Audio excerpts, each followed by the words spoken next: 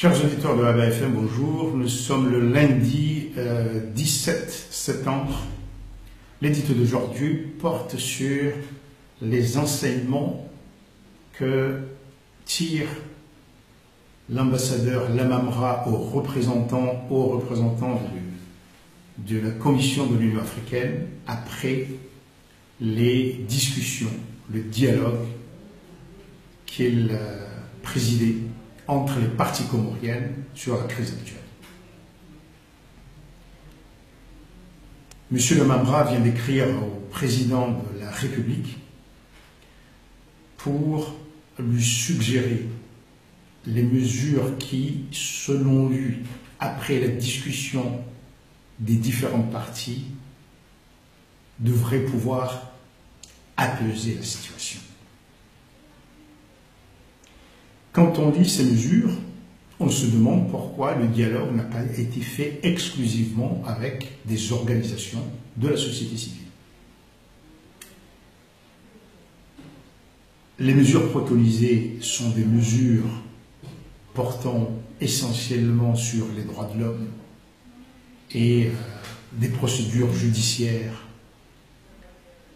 que défendent beaucoup plus les organisations de la société civile que les partis politiques.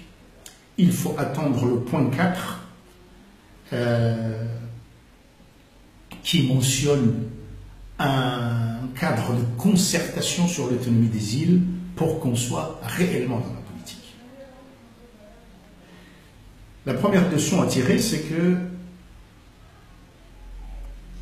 l'opposition représentée à l'hôtel Retage entérine le cadre politique né du référendum, c'est-à-dire la constitution actuelle. Dans la lettre de M. Lamamra, il n'y a pas de relevé des points de divergence comme cela aurait pu être le cas. On dirait que l'opposition n'a pas demandé à ce que figure ce qui, selon elle, pose problème. Donc,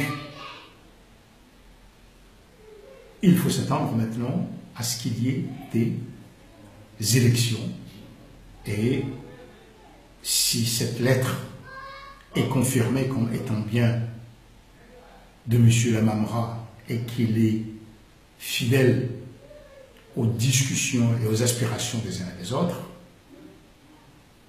cela veut dire que les partis politiques qui étaient là, maintenant, demandent en quelque sorte la compréhension, la clémence du président de la République pour apaiser les esprits et un dialogue, mais ce qui compte maintenant, c'est les élections. Et on ne voit nulle part une conditionnalité. C'est-à-dire que il faut au préalable faire ça ou faire ça pour qu'on puisse faire quelque chose. C'est peut-être un peu étonnant parce que jusqu'à ce que M. Lamamra arrive, même si on pouvait sentir des différences ici et là, mais le discours général de l'opposition, c'était le préalable à ce référendum, c'était des mesures illégales, antidémocratiques, dictatoriales. Ils étaient arc-boutés sur ce qu'on peut dire la suppression de la Cour constitutionnelle, première illégalité à leurs yeux, qui faisait que le référendum était illégal et que la constitution de ce référendum était aussi illégale. Tout cela semble maintenant oublié.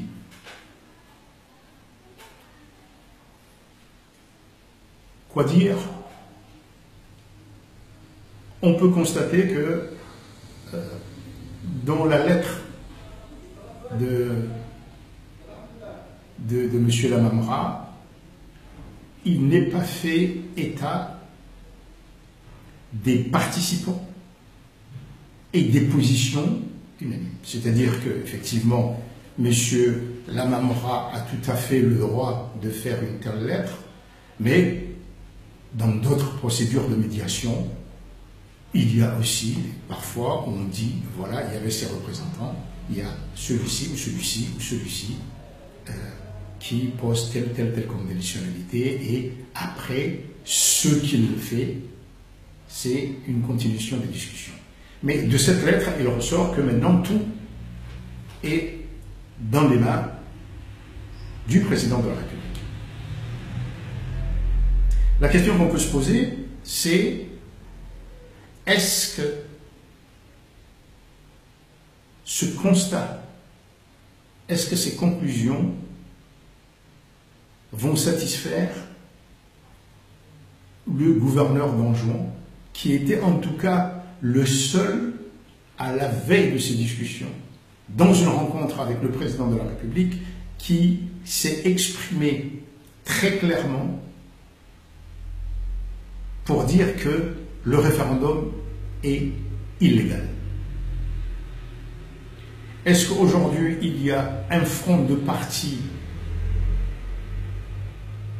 du rétage et avec le gouvernement de l'Union et les partis qui soutiennent l'Union contre le gouverneur de l'île? On sait que le gouverneur de Moélie, si tant est qu'il représente tout Moélie, ce qui est tout à fait possible, est sur les positions du président de la République. Mais il y a quand même quelques bizarreries. C'est que d'un côté et dans l'autre, nous aimons beaucoup la confusion, parce qu'on sait qu'à un moment donné, le gouvernement disait qu'il n'y aurait que, en tout cas la législation, que 6 partis qui correspondent à des critères légaux de représentativité.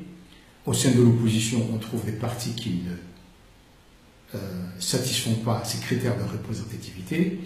Il y a d'autres partis qui ont quand même 1 ou 2 élus, je veux parler par exemple du Mauroy, qui ne sont pas là, à ma connaissance, je ne sais pas.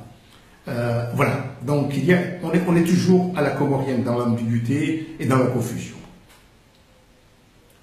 Maintenant, il est clair, enfin, ce qui s'est passé, c'est que dans le corps même des discussions, la société civile n'était pas représentée.